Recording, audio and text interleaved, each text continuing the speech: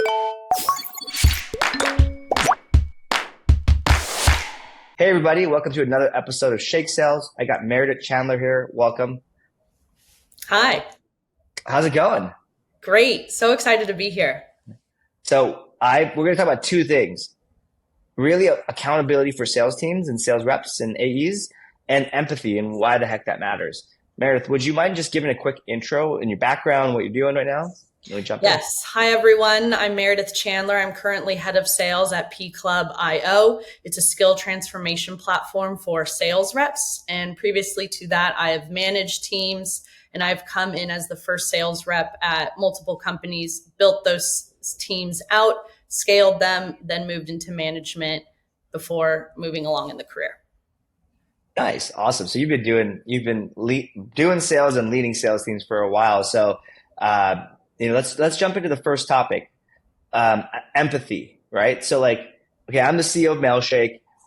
We've got a sales team of like somewhere between 8 and 10 people at any given time.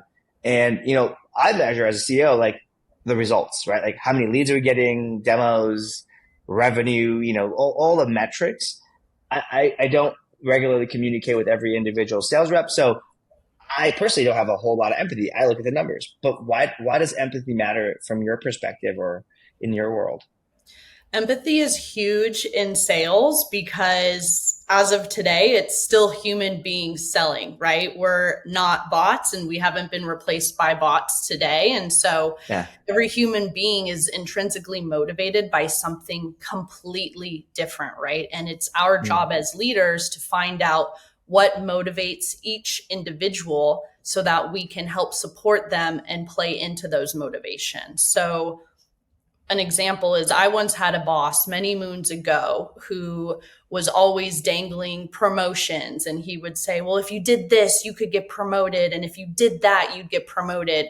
But I, at the time, could not care less about being promoted. My motivation at the time was just my paycheck. And had they taken the time to learn that, and if they had played into my motivation and empathized with me there, they would have got a much stronger result much stronger results from my performance. And so I take that learning experience and I try to emulate it with each individual rep and figure out, do you want a promotion? Are you here for your paycheck? Are you saving up for your house? Are you saving up for a move? What is each individual motivated by? Fair enough. Yeah,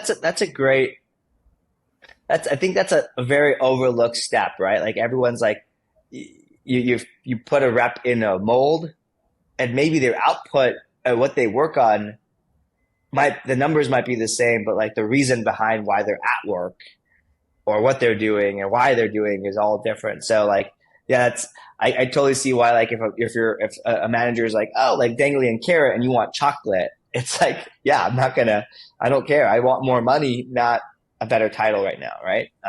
That's interesting. Yeah. And I think like, honestly, what you just described is like one conversation away from knowing that about a person. Right. So that's amazing. I think that's,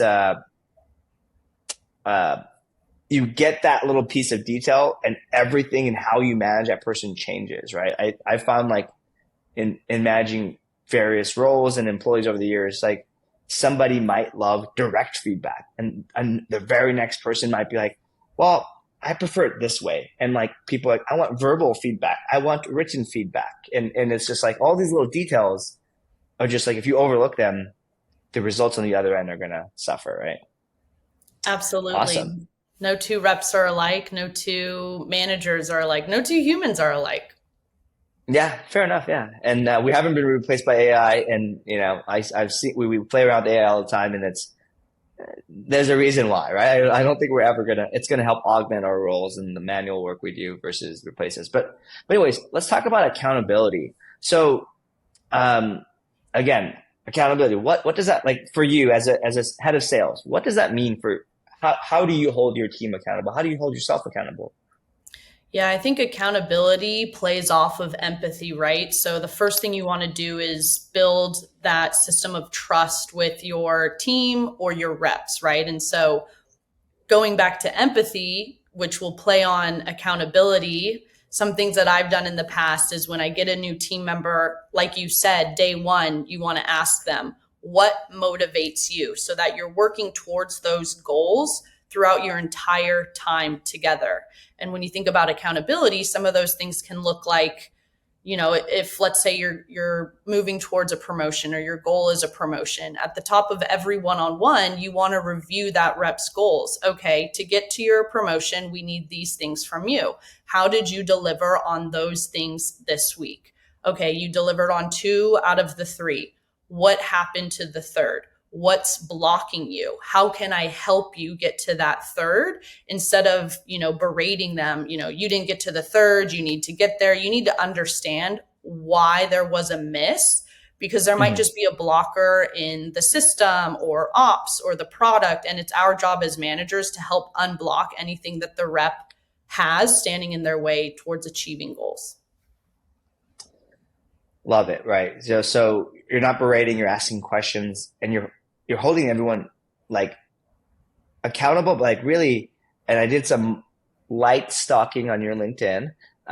You're a big fan of that book, the book by Jocko, Extreme Ownership. And it sounds a lot more like what you just described is like making the rep or the individual own their goals, right? Or their before we jump into extreme ownership, I want to clarify accountability. So, I find like accountability could be like, you can go as a manager, micromanage them, accountability for the day, the week, the month, the quarter. In your mind, as for to be effective as a sales leader, hitting your numbers, your goals, your quota, what have you, what's the frequency of accountability? As in like, where do you hold them accountable? As in their daily tasks, in their outputs, and then what they say? How do you think about that?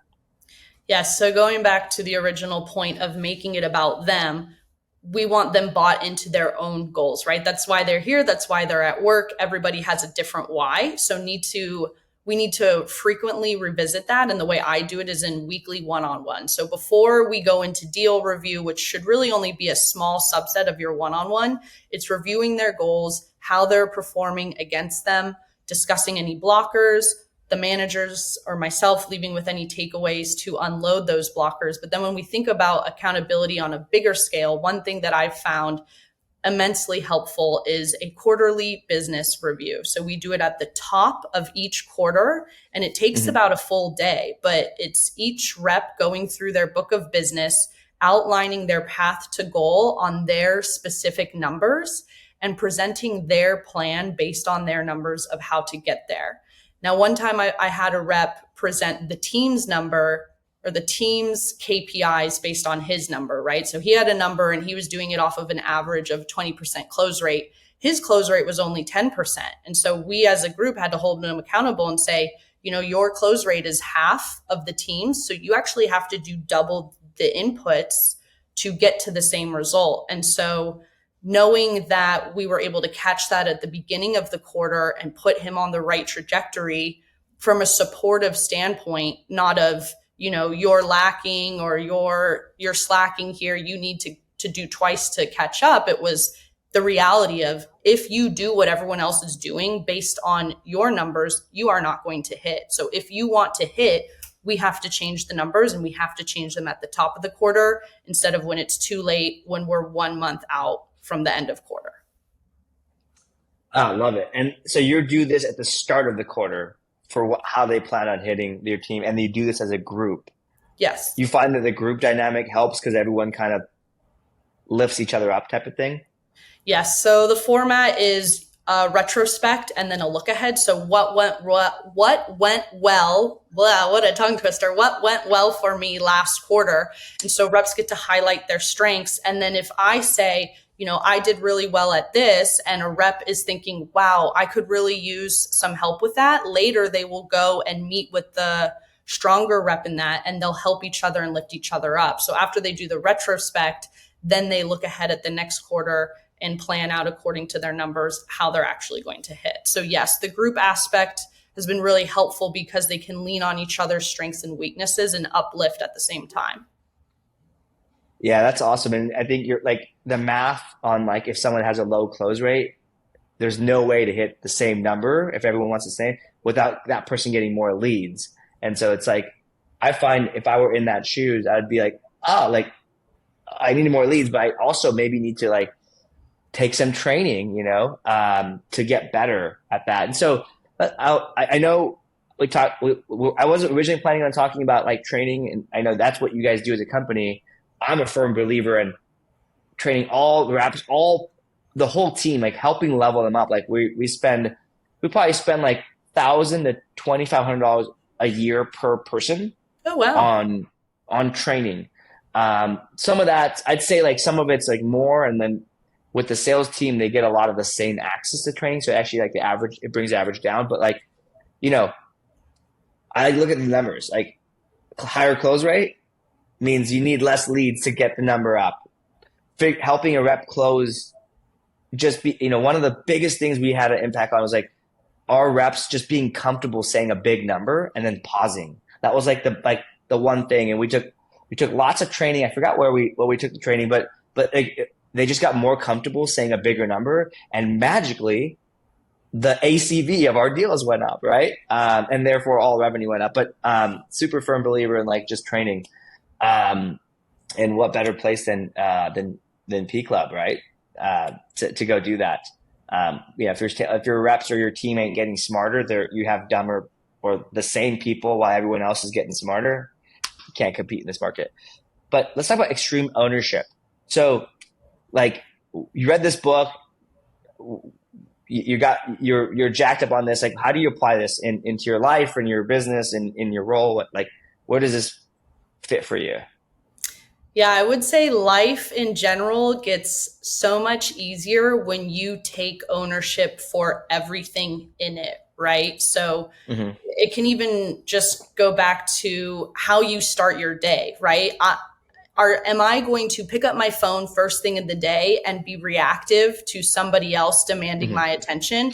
Or am I going to set my alarm 30 minutes later, go get fresh air, move my body, eat a healthy breakfast, and am I going to command my day? So as soon as you own everything that happens in your life, it is so much easier to take accountability and to change the trajectory of all of your goals, because I can control my inputs and I can control my outputs, and I can control what I do every day. I can't control what you or anybody else does. And so just by owning every aspect of the sales cycle, you can really control your destiny in sales. So one thing that we're always going to hear from reps, rightfully or wrongfully so, is I don't have enough leads, right? Or my territory is so small. That is, tale as old as time, and we're never going to not hear it. So how do you take extreme ownership to accept that your territory is too small or there aren't enough leads? Well, you need to hit the phones. You need to start creating meaningful cadences. You need to outbound and create your own pipeline, or you need to study your territory. You need to find a few very strong evangelist customers of yours that can refer you within your network. And so as soon as you can take ownership and start making things happen for yourself, you'll be surprised at how much can happen for you. Love it. Yeah, I think it's I love that book, and one of the things I see like most humans do is they play the victim card versus the victor, right? Like, so like I don't have enough leads. It's December.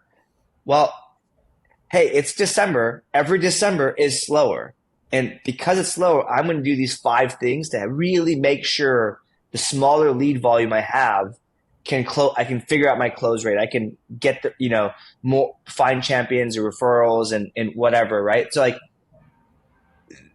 you could either be the victim of your situation or you can rise above it and take action on it. And let's be realistic. Like the victim card doesn't get you anywhere in life. You can complain. Maybe you have a drink, you complain with your husband, wife, spouse, partner, friends, and they all give you a pat in the back, a hug.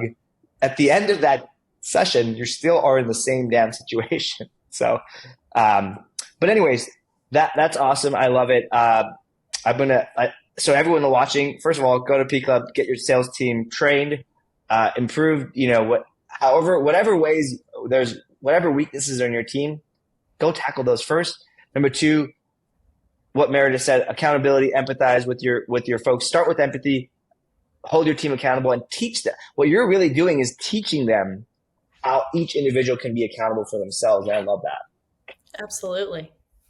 Where can people go to follow along your journey and to learn more? Yes, you can add me on LinkedIn, Meredith Chandler, or you can come check us out at pclub.io. Awesome. Thank you, Meredith. Thank you. Bye, everyone.